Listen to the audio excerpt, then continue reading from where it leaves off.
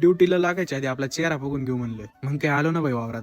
मग काय वावरात म्हणलं वडबंदानंतर नळ्या ओढायचं काय सोपं नव्हतं. पण बाबाला जायचं होतं मनसरला प्रॅक्टिकलची पुस्तकं आणायला. मग काय रप्पा भिजतं. म्हणलो बास आता इंजिन गरम होईल. मग थोडा आरामाला वेळ काढला. मग तो काय लागला बाबू चोना करायला. तिथे एक बाबू होते, त्यांना काही दिसत नव्हतं. ते म्हणले दे रे हा दोरा वळून. पण दोरा काय कांचा काय नव्हतो, ववतच नव्हता सुईत. मग काय गेलो पुन्हा एक राऊंड मारून आलो.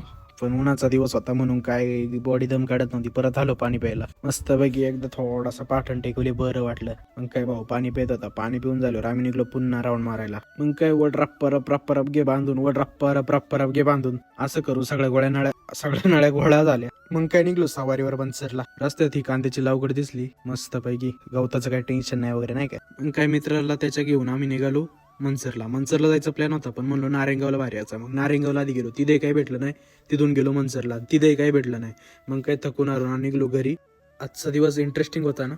व्हिडिओ आवडत असेल तर व्लॉगला लाईक शेअर अँड सबस्क्राईब नक्की करा भावांनो.